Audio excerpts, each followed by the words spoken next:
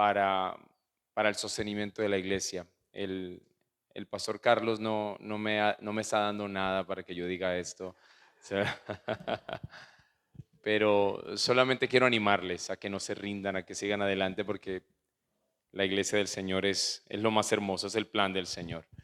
Bueno, como creo que saben, vamos a estar hablando del canto congregacional, hablando de algunas generalidades en esta primera conferencia. En la segunda parte hablaremos de algunos elementos que lo componen o características que debemos tener en cuenta para que el canto congregacional sea como Dios manda, como la Escritura nos lo establece.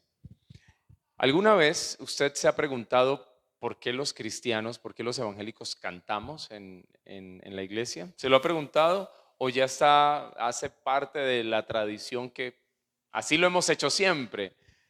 Pero quiero que si no lo ha hecho, se pregunte en este momento, ¿por qué cantamos? ¿Por qué no solo nos reunimos, oramos, predicamos la palabra de Dios y ya? ¿Será que es simplemente para emocionarnos un poquito, para despertarnos un poco, aumentar nuestro ánimo? ¿Será como se hace en algún banquete, en una fiesta que hay música para amenizar el momento? ¿Sí? Muchas de esas cosas parecen obvias, ¿no? O podemos preguntarnos, ¿realmente es necesario? ¿Podemos sencillamente tener un servicio sin cantar? Preguntas que pueden parecer innecesarias, pero nos vamos a sorprender si miramos un poco hacia la historia de la iglesia. Nos damos cuenta que ha habido momentos en los que se han levantado intensos debates acerca de si incluir o no el canto dentro de nuestros servicios. Hay un debate que se dio principalmente muy fuerte, de hecho, entre iglesias bautistas particulares en Inglaterra, pero a siglos XVII, XVIII, intensos debates de pensadores, teólogos que decían, bueno, ¿cantamos o no? E incluso se desataron algunas divisiones, porque algunos pastores dijeron, vamos a cantar, otros dijeron, no, eso no es de Dios. Así que vale la pena preguntarse estas cosas.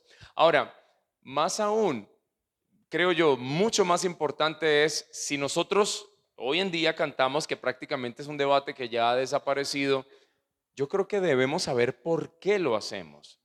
Porque si no tenemos claridad del por qué cantamos, o vamos a cantar débilmente e incorrectamente, o no vamos a cantar en absoluto, porque no entendemos el propósito eh, por el cual nosotros debemos usar la música y los cantos dentro de nuestros cultos públicos. ¿Se lo está preguntando? Ah, bien. Ahora, ¿ustedes saben en qué momento vemos en las Escrituras el primer canto de alabanza a Dios? ¿Alguna idea? ¿Dónde se encuentra el primer canto congregacional para darle gloria a Dios? Muy bien. Vamos a ir al libro de Éxodo, capítulo 15. Y vamos a leer de los versos 1 al 21. Vamos a leer todo ese pasaje, que es el cántico de Moisés y donde Miriam también responde de manera antifonal. Cántico triunfal de Moisés, dice la Nueva Biblia de las Américas en el título. Voy a leer a favor de todos Éxodo capítulo 15 a partir del verso 1. Entonces Moisés, ¿sí? Puede ponerse de pie y leamos la escritura. Entonces Moisés y los israelitas cantaron este cántico al Señor y dijeron, canto al Señor porque ha triunfado gloriosamente, al caballo y a su jinete ha arrojado al mar. Mi fortaleza y mi canción es el Señor y ha sido para mí salvación. Este es mi Dios y lo glorificaré, el Dios de mi Padre, y lo ensalzaré. El Señor es fuerte guerrero, el Señor es un hombre. Los carros de Faraón y su ejército arrojó al mar, y los mejores de sus oficiales se ahogaron en el mar Rojo. Los abismos los cubren, descendieron a las profundidades como una piedra. Tu diestra, oh Señor, es majestuosa en poder. Tu diestra, oh Señor, destroza al enemigo. En la grandeza de tu excelencia derribas a los que se levantan contra ti. Envías tu furor y los consumes como paja. Al soplo de tu aliento se amontonaron las aguas, se juntaron las corrientes como en un montón, se cuajaron los abismos en el corazón del mar. El enemigo dijo: perseguiré, alcanzaré, repartiré el despojo, se cumplirá mi deseo contra ellos, sacaré mi espada, los destruirá mi mano. Soplaste con tu viento, los cubrió el mar, se hundieron como plomo en las aguas poderosas. ¿Quién como tú entre los dioses, oh Señor? ¿Quién como tú, majestuoso en santidad, temible en las alabanzas, haciendo maravillas? Extendiste tu diestra, los tragó la tierra. En tu misericordia has guiado al pueblo, que has redimido con tu poder, los has guiado a tu santa morada. Lo han oído los pueblos y tiemblan.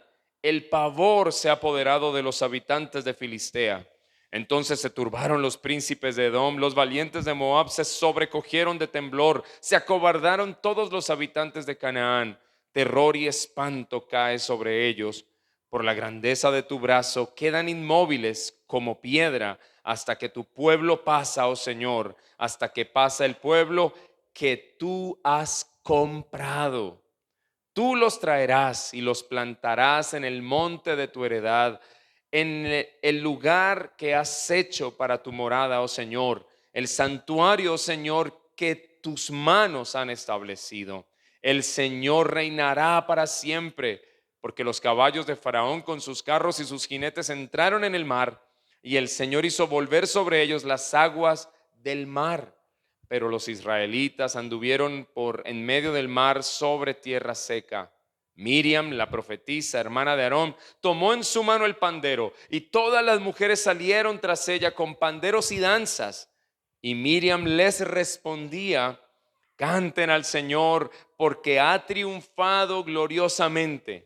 Al caballo y su jinete ha arrojado al mar. Padre, gracias por tu bendita palabra. Gracias, Señor, porque es viva, es eficaz, es alimento para nuestro ser, es el pan de vida. Oh Dios, permite que nuestros corazones sean tierra fértil para ella. Háblanos y ayúdanos a comprender lo que tienes hoy para hablarnos, y danos, Señor, la capacidad y la gracia por tu Espíritu para ponerlo en práctica. En Cristo Jesús oramos. Amén. Amén. Puede tomar su lugar, mi hermano. De modo que este es el primer canto, y quiero que noten particularmente cómo es un canto de la congregación del pueblo de Dios. Es un canto de todos los israelitas. De hecho, hay un canto antifonal, ¿no? Donde y unos que cantan una parte, Miriam responde junto con todas las mujeres. Es algo muy hermoso que valdría la pena dedicar toda una conferencia solo a ese pasaje. Así que la respuesta del por qué cantamos se encuentra allí.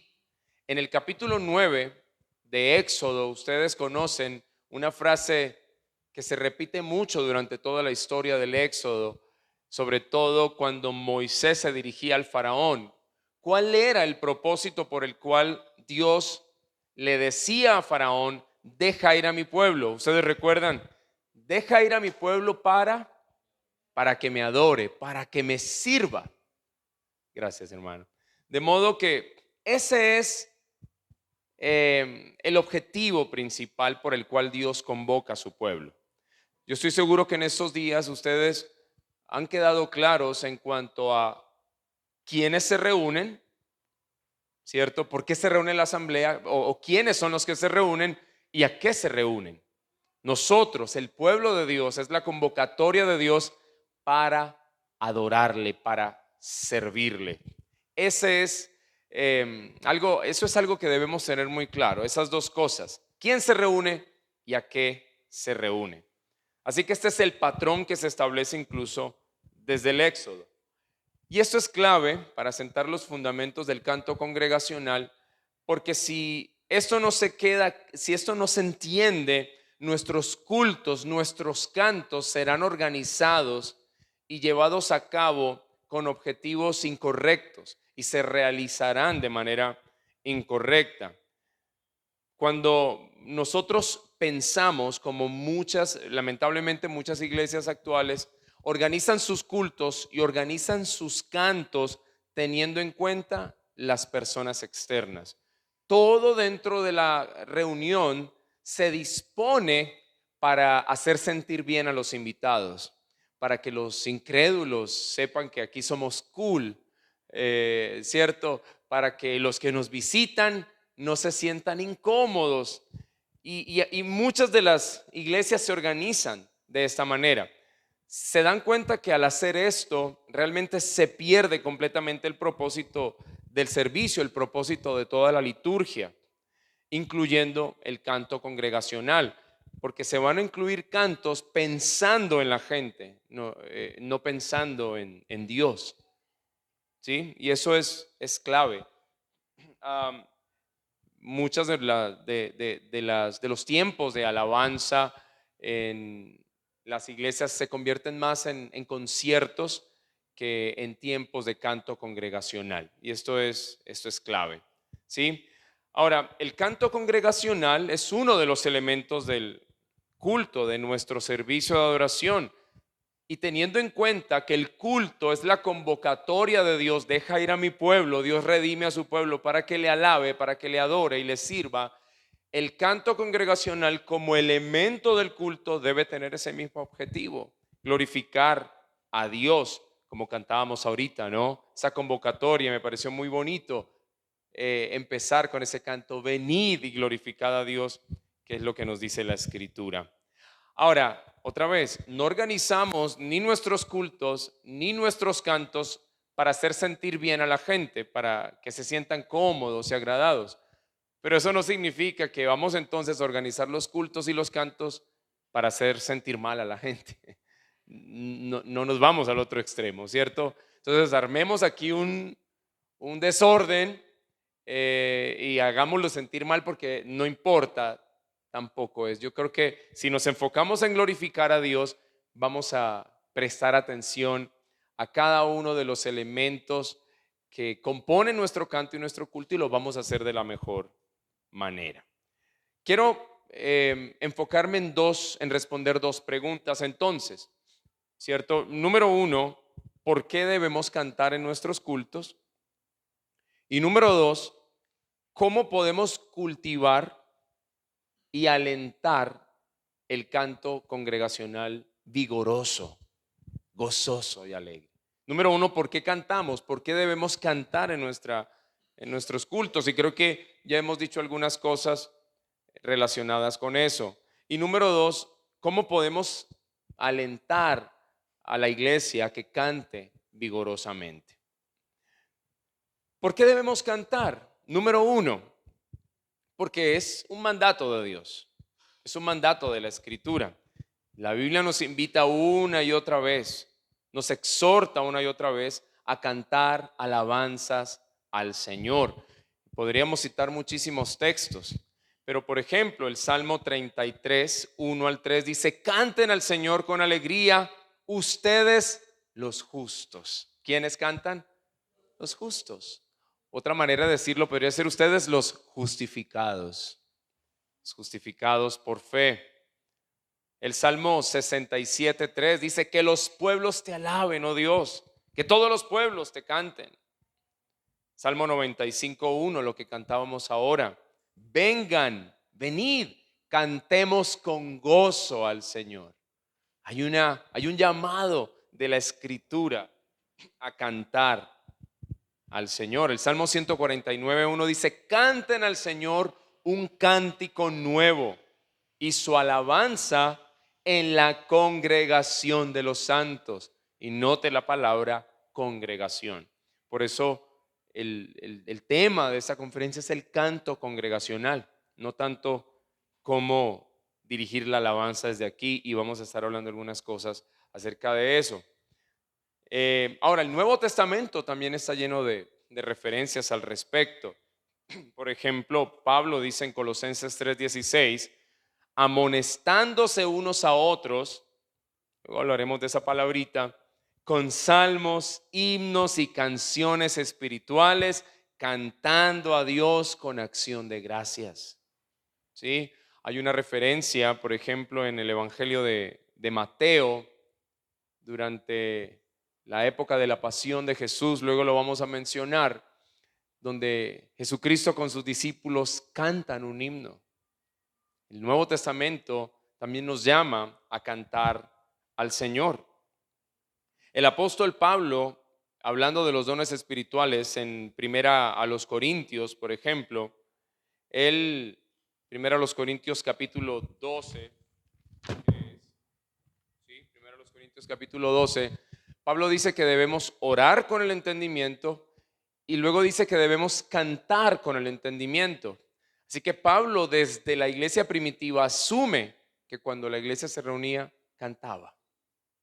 Así que esto no es una innovación, esto no es algo que nos hemos inventado la iglesia moderna, sino que es algo que la iglesia hace desde sus inicios. Ahora, la Biblia nos manda a cantar, pero ¿por qué? ¿Cuál es la razón teológica? ¿Cuál es la razón bíblica por la cual la Biblia nos exhorta a cantar?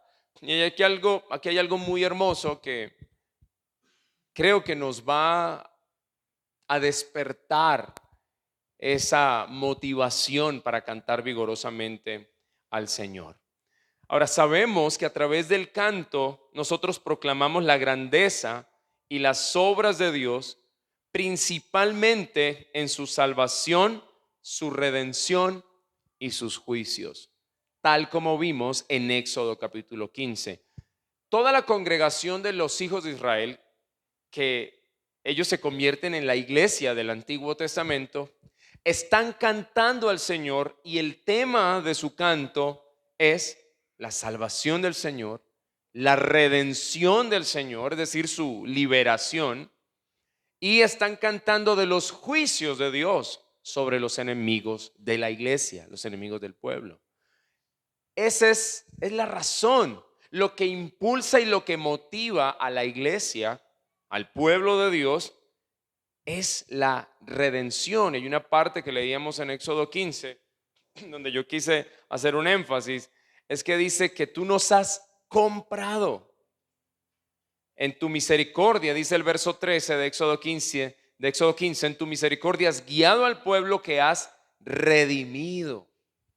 Con tu poder los has guiado a tu santa morada. Ellos cantan de la redención. La redención, de pronto para los que no tienen claro ese concepto, redimir es comprar. Es lo que se hacía en el mercado de esclavos. Alguien pagaba un precio para liberar a un esclavo. Sabemos que Dios libera a su pueblo de la esclavitud en Egipto y eso es lo que les impulsa a cantar. Ahora, consideremos entonces este capítulo de Éxodo 15 con Apocalipsis 15. Me parece una providencia muy bonita, ¿no? Quiero que me acompañe a Apocalipsis capítulo 15. Mírenlo rápidamente. A partir del verso 3 hay un pasaje muy conocido que lo han convertido en canción muchas veces. Apocalipsis 15:3. Hablando de la iglesia que ha vencido, hablando de la iglesia y del pueblo de Dios del Nuevo Testamento. Y cantaban el cántico de Moisés, siervo de Dios, y el cántico del Cordero diciendo, grandes y maravillosas son tus obras, oh Señor Dios Todopoderoso, justos y verdaderos son tus caminos, oh Rey de las naciones. Oh Señor, ¿quién no te temerá y glorificará tu nombre? Pues solo tú eres santo, porque todas las naciones vendrán y adorarán en tu presencia. Y note otra vez, cantan de los juicios, pues tus juicios han sido revelados. Fíjense que la iglesia del Nuevo Testamento se hace eco del canto de Moisés. Así que el canto de Moisés en Éxodo 15, se convierte en un paradigma del canto congregacional. Se convierte en el patrón.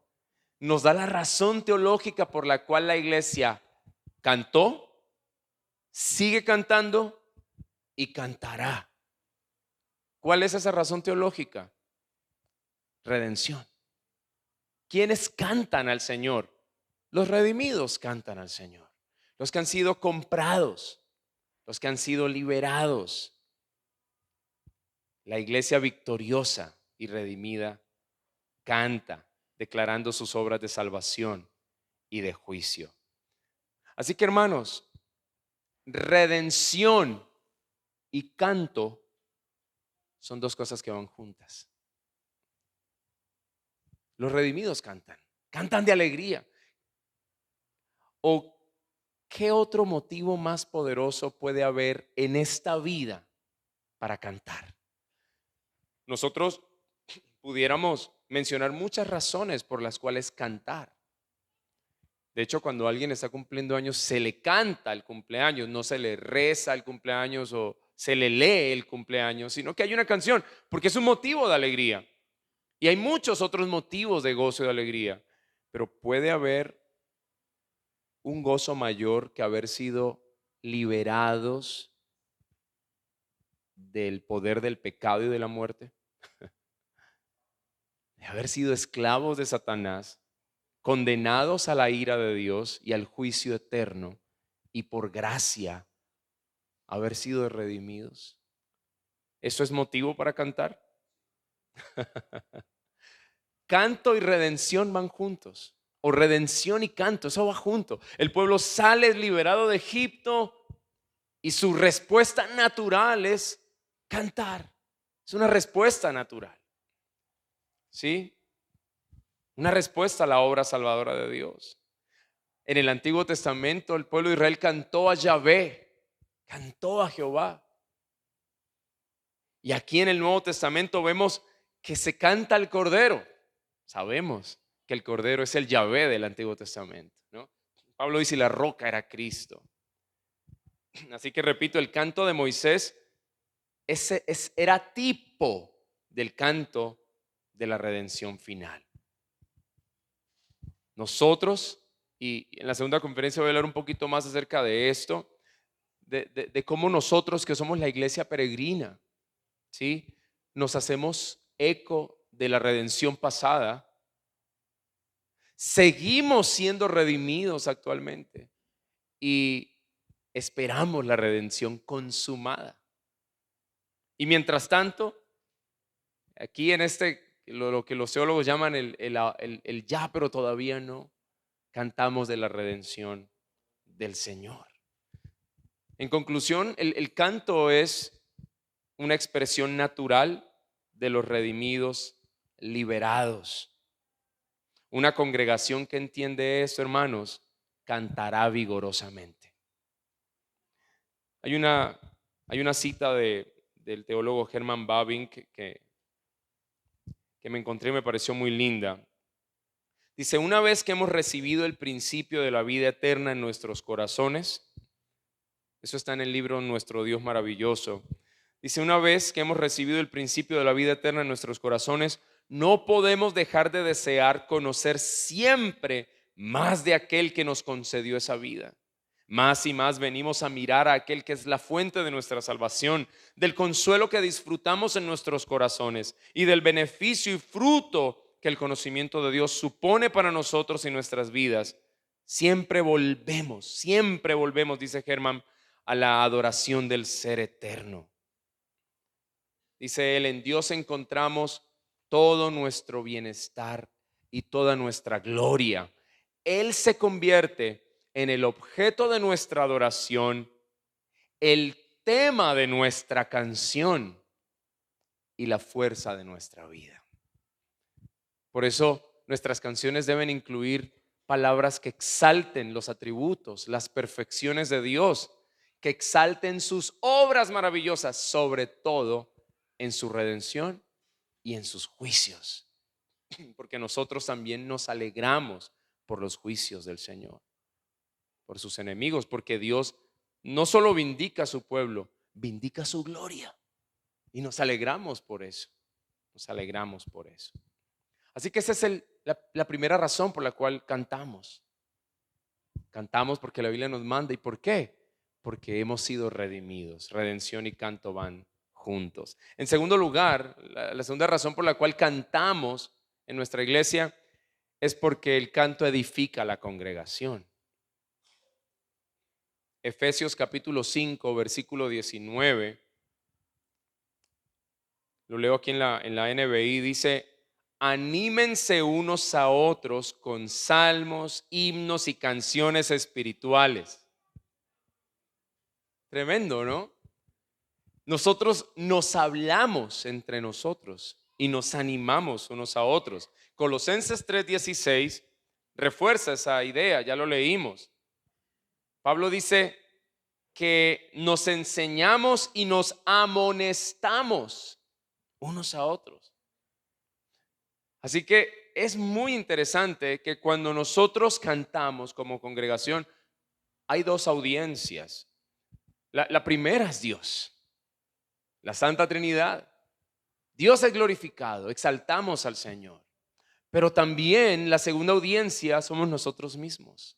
Pablo dice que nos hablamos entre nosotros, que nos amonestamos, nos animamos, como dice la NBI, o exhortamos unos a otros con salmos, con himnos y canciones espirituales. Pero ¿cómo se da esto?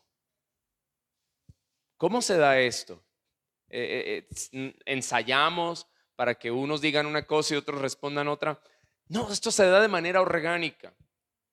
Por ejemplo, si hay un hermano entre nosotros que quizá está pensando en retroceder, está viviendo momentos difíciles en su vida, pensando volver atrás, pensando volver al mundo, será alentado cuando escuche a otros a su lado decir y cantar: he decidido seguir a Cristo, no vuelvo atrás, no vuelvo atrás.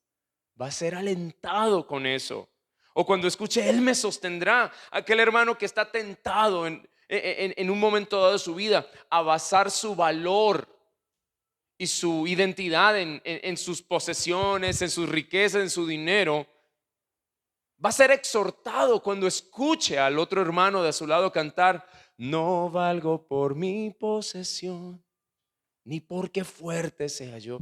Y el hermano va a cantar. Esa es la manera, va a escuchar. Esa es la manera en que nos animamos, nos amonestamos unos a otros. Se da cuenta cómo Dios es su audiencia, pero sus hermanos son su audiencia secundaria.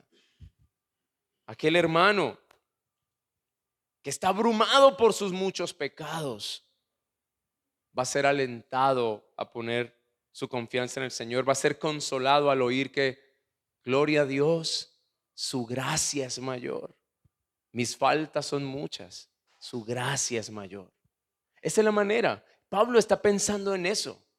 Mientras usted canta con voz audible y vigorosa, usted está exhortando, animando, consolando, amonestando a sus hermanos. ¿Sí? Yo recuerdo vivir esto personalmente y le contaba a mi esposa cómo varias veces me ha ocurrido, pero recuerdo una vez en particular en la que canté con muchas lágrimas en mis ojos al ver a uno de mis hermanos de mi iglesia local en silla de ruedas, que difícilmente puede levantar sus manos, pero levantaba sus manos hasta donde podía y cantaba a Dios con gozo y alegría por su gracia. Y al verlo y al oírlo cantar me ministraba y me provocaba: ¿qué estás haciendo, cabezón? ¿De qué te quejas? Y él me animaba a confiar en el Señor y a poner mi valor y mi identidad en Cristo y no en mis posesiones o logros o lo que sea. Esa es la manera. Por eso cantamos. Yo creo que con esas dos razones podríamos dejar ahí, ¿no? Están animados a cantar. A cantar con voz audible, cantar vigorosamente. Ahora, una tercera razón es que cuando cantamos también proclamamos el evangelio a los incrédulos. Damos testimonio. ¿sí? Porque hay no creyentes que nos visitan y hay algunos que parecen creyentes, pero quizás no lo son. Y esto no debe asustarnos, ¿cierto? Jesucristo dijo que en el último día le dirán, Señor, Señor, en tu nombre echamos fuera demonios, etcétera, usted sabe. Así que no debemos asumir que todos los que están presentes en un auditorio son cristianos. Y cuando cantamos, damos testimonio. Salmo 40, verso 2 y 3, dice algo muy bonito, un salmo muy conocido. Dice, me sacó del hoyo de la destrucción, del lodo cenagoso, asentó mis pies sobre una roca y afirmó mis pasos. Y miren que fue Dios, ¿no? Se lo dice en voz pasiva, refiriéndose a Dios. Puso en mi boca un cántico nuevo, un canto de alabanza a nuestro Dios. Muchos verán esto y ¿qué? Y temerán y confiarán en el Señor. Haciéndose eco de lo que dice el cántico de Moisés. Los pueblos escucharán de las obras del Señor y temerán. Y eso fue en efecto lo que ocurrió. Cuando ellos emprenden su campaña de conquista, todos los pueblos ya sabían. Lo que se nos viene no es fácil. Viene un pueblo cuyo Dios lo respalda y lo sostiene y le da la victoria. Cuando nosotros cantamos, proclamamos las verdades del Evangelio. Hay algo muy bonito que encontré en el libro de Confesiones de San Agustín o de Agustín, donde él habla acerca de una experiencia que él tuvo al escuchar cantos. Y yo le decía a mi esposa, es más o menos la experiencia de mi esposa al convertirse al Señor. En algún momento tal vez podré contarla. Pero él dice en su libro esta frase, dice, ¿cuánto lloré, dice Agustín, al oír los himnos y cánticos de tu iglesia? Aquellas voces penetraban en mis oídos y tu verdad se infiltraba en mi corazón. Otro motivo para cantar vigorosamente. La manera en que Dios va a obrar a través de tu voz, que proclama las verdades del Evangelio. Si los incrédulos están presentes, no buscamos entretenerlos y hacerlos sentir cómodos. No es la música cool o moderna o las luces o no estoy en contra de nada de eso, solo que no es eso lo que va a hacer que una persona realmente se quede con el Señor. Puede quedarse en la iglesia porque le parece súper cool el ambiente, pero eso no significa que va a ser salvo. Lo que nos interesa es que ame a Dios y que adore al Señor. Así que buscamos evangelizarlos, no entretenerlos. ¿Sí? Am, Hay un himno que cantamos en nuestra iglesia que dice, oh pecadores, clamen a su juez para que sea hoy su rescate. Es una invitación del Evangelio a que los pecadores vengan y se arrepientan a través del canto. ¿Se está animando a cantar? No importa que yo voy a revelar mi edad aquí, ¿no? Soy ochentero, pero yo recuerdo, yo era un niño y había un programa donde se invitaba a gente desafinada a cantar y el lema era cante aunque no cante. ¿Sí? Ya soy cuarentón. Sí. El incrédulo escucha estas cosas y va a recibir la invitación del Evangelio a través de un canto, ¿cierto? Por eso nuestras canciones deben estar llenas de la palabra del Señor, ¿sí? Y luego hablaremos de eso cuando hablemos de las características o los elementos. Ahora hablamos acerca de cómo el canto congregacional edifica la congregación, ¿sí? Así que en cuarto lugar, y eso está relacionado con ese segundo punto, es que cuando nosotros nos animamos a cantar, eso expresa comunión y servicio. O sea, expresa comunión y aquí es donde quiero referirme a que toda la congregación cante como un solo coro. ¿Sí? Me gusta lo que dice Matt Merker en su libro acerca de la adoración congregacional.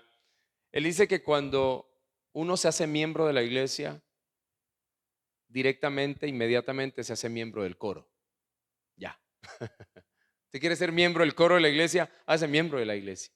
Ya, usted se hace miembro del coro. Y eso me gustó mucho.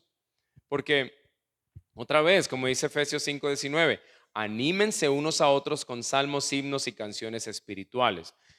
Y cuando digo que la adoración o el canto congregacional expresa comunión y servicio, quiero hablar del individualismo que ha penetrado nuestra sociedad o que reina en nuestra sociedad y que ha permeado nuestra iglesia. ¿Sí? Sabemos que este individualismo hace que la gente establezca sus propias verdades y busque sus propios intereses. La iglesia ha sido permeada con esto. ¿De qué manera? Porque muchas veces el canto refleja ese individualismo, donde las canciones o la música, como decía al comienzo, busca sencillamente ser sensible al buscador, a la persona, haciéndole sentir bien. Y son canciones centradas en el individuo y desconectan al creyente de toda la congregación. ¿Sí?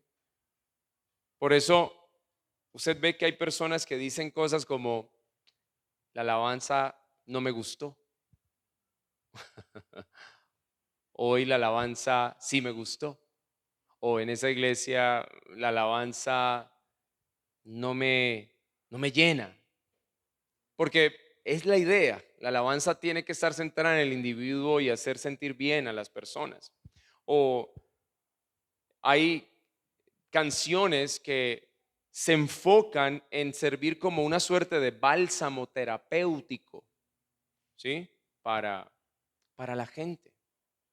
Y esto es tan fuerte, hermanos, y tan serio y grave que incluso, fíjense cómo cuando se tiene una teología eclesial equivocada, todo gira en torno a eso.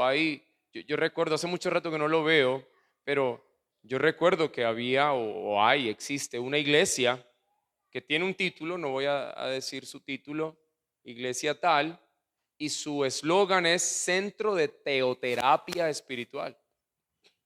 ¿Usted qué va a encontrar ahí? Todo va a girar en torno a hacerte sentir bien. Tú eres el centro, tú eres lo más importante, ¿cierto? De eso. Y qué cosa más horrorosa, ¿sí? Es completamente errado. Y en nuestro canto congregacional, nosotros debemos alentar o promover aquellas canciones que me conectan con los demás. Canciones que hablen en plural. Nuestro Dios nos salvó, nos redimió. ¿Sí?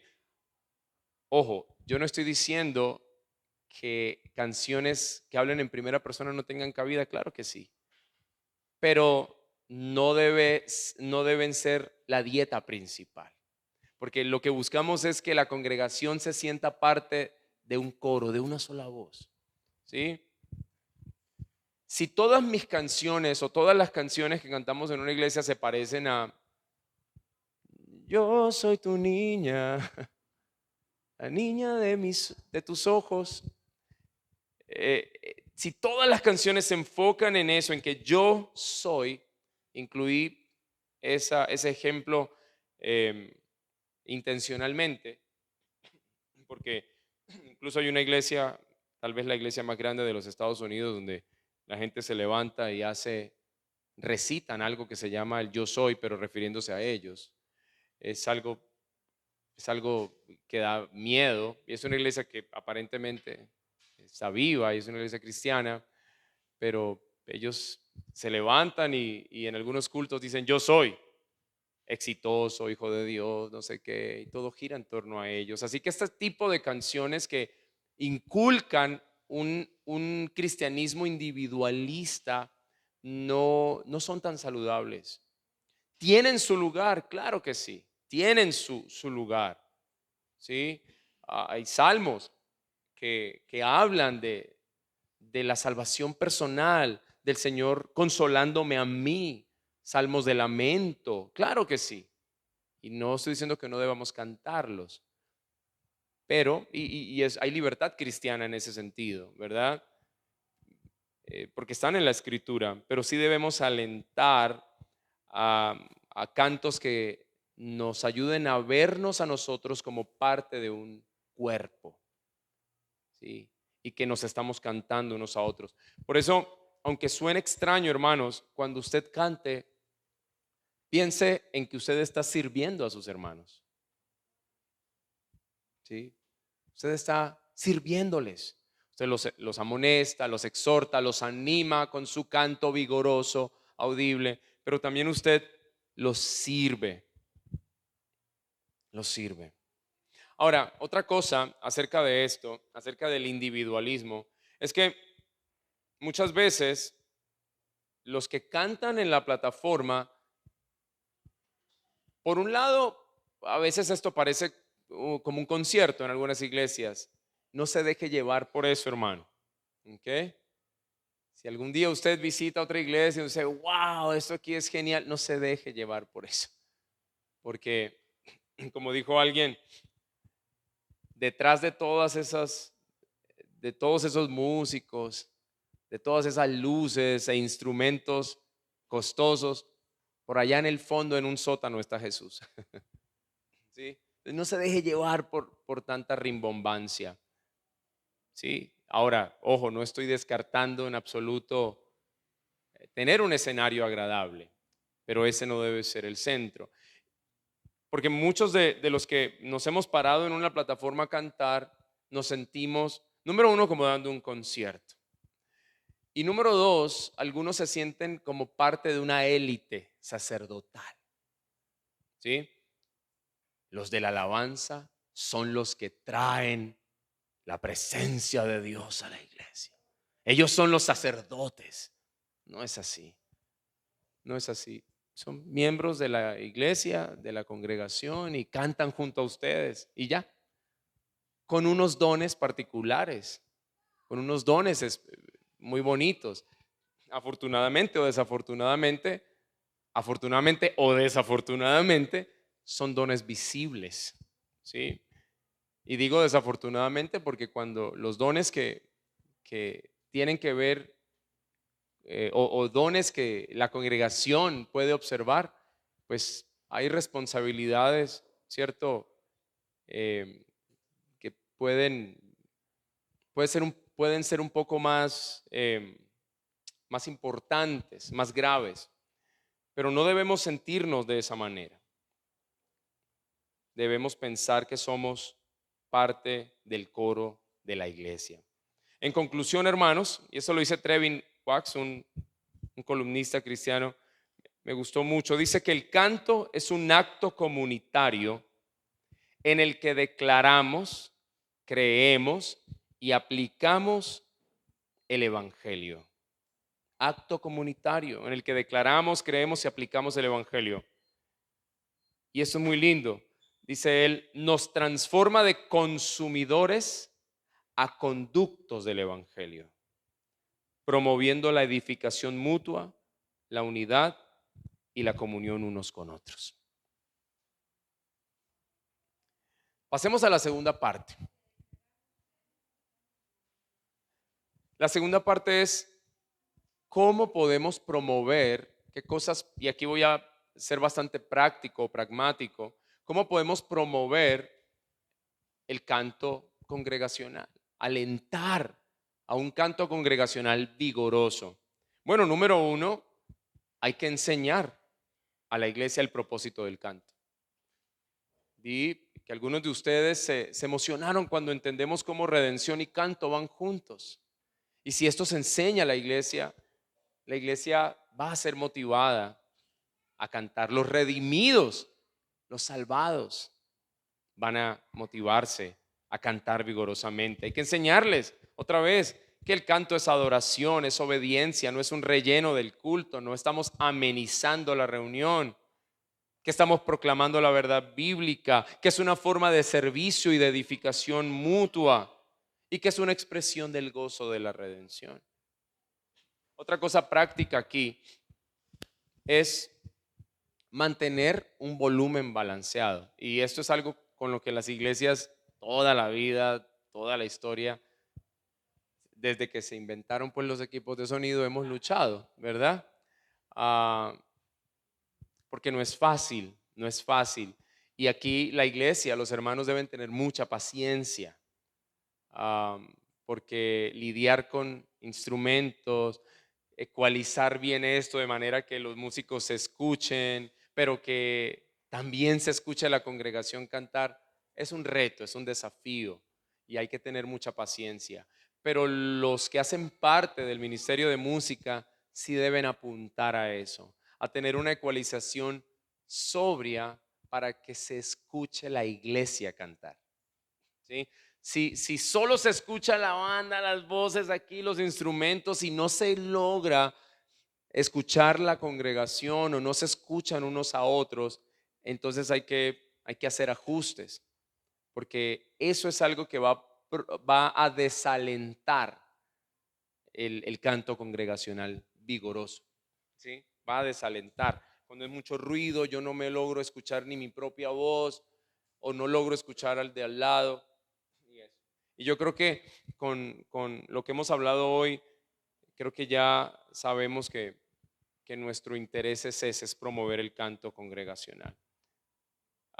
Tercero, hay que empezar hay que animar, eso lo dice Matt Merker, animar a los músicos, a los cantantes y músicos a liderar con confianza y claridad. Es decir, hay que usar el lenguaje corporal para poder indicarle a las personas cuándo empieza una estrofa, un verso, cuándo inicia un coro, cuándo hay un interludio. Y sin darle mucho misterio, hay momentos en que podemos decir, hermanos, primera estrofa, y hacer la seña con la mano y ahí para que la congregación sepa dónde entrar. ¿Sí?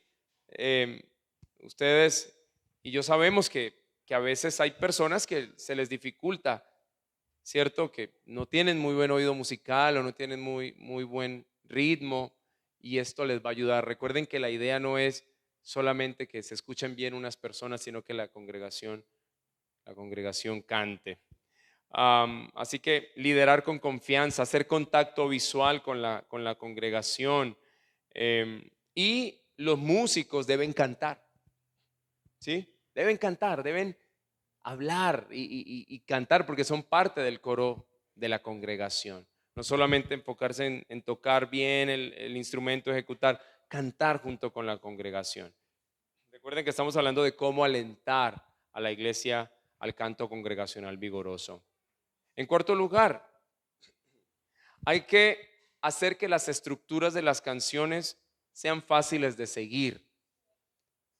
¿Sí? Ah, hay canciones que son complicadas, hay canciones que hay que descartarlas porque son difíciles para que la congregación las siga. ¿Sí? Las siga. Y uno tiene que tener en cuenta no solo la población joven de la iglesia, sino a todo el mundo. Canciones que uno diga, todos pueden cantar. Este es un ritmo adecuado, es un ritmo no tan complejo. Y cuando hablo de estructura, que las introducciones no sean tan largas o que los interludios entre estrofas o estrofa coro no sean tan largos, porque la gente como que, ¿y dónde entramos aquí? ¿Cierto? ¿Dónde es? Yo pensé que era en otra parte. La idea es que toda la iglesia se una a cantar y eso es algo muy hermoso y edificante como hemos visto. Quinto, los pastores de la iglesia, diáconos, gente que está en el liderazgo debe dar ejemplo de cantar con entusiasmo. ¿Sí? Deben dar ejemplo de cantar con entusiasmo. La escritura llama a los ancianos a dar ejemplo del rebaño, a ser ejemplo. ¿cierto? Y a dar ejemplo al rebaño. Si los pastores o líderes de la iglesia llegan después de que se acabó la alabanza, ¿qué transmiten? De que eso es un relleno, esto no es lo más importante, lo más importante es lo que yo voy a hacer ahorita. ¿Sí? Si no, debemos dar ejemplo. Sexto, enciende las luces. Ahora, todo esto son cuestiones de libertad cristiana, ¿verdad? No. Primera de Ronald 7:13, enciende las luces durante la alabanza para que seáis sanados. No, am, el asunto es pragmático. Si hay luces brillantes solo acá y todo allá está oscuro, ¿qué idea se transmite? Concierto. Es un concierto. Yo sé, ese guitarrista, wow, ese pianista, ese hermano, ¿sí? Pero estoy disfrutando de un show. Ahora, otra vez, no digo que no, hasta donde se pueda organizar el escenario y la plataforma de manera que se vea bonito y especial y luces, pero que no haya un contraste tan marcado, de manera que se sienta como que es un concierto. Yo vine a que me deleiten, vine a que la música me quedó ahí, es un bálsamo para mí, hoy me gustó, los hermanos me están ministrando a mí, etcétera, ¿cierto? Entonces, estas son cositas prácticas que nos pueden ayudar, pero sobre todo, enseñar el propósito por el cual cantamos al Señor. Amén. Vamos a orar. Padre nuestro, gracias porque nos has regalado algo tan hermoso como el canto. A veces me pregunto, así como con otras cosas, una pregunta tonta, pero ¿cómo se te ocurrió esto tan lindo, Señor? Estas expresiones artísticas, como la música y el canto, a través de las cuales podemos proclamar tus obras de redención y juicio, son una manera hermosa de hacerlo, Señor, de alabarte. Gracias por eso. Ayúdanos a alabarte con voz audible, a cantarte vigorosamente, a sentirnos parte de la congregación que te adora, la congregación de los redimidos por la sangre del Cordero. En Cristo Jesús. Amén. Amén. Dele un fuerte aplauso a nuestro Dios. Hermanos, qué precioso esto. Qué hermoso, definitivamente. Yo no sé si podemos entender un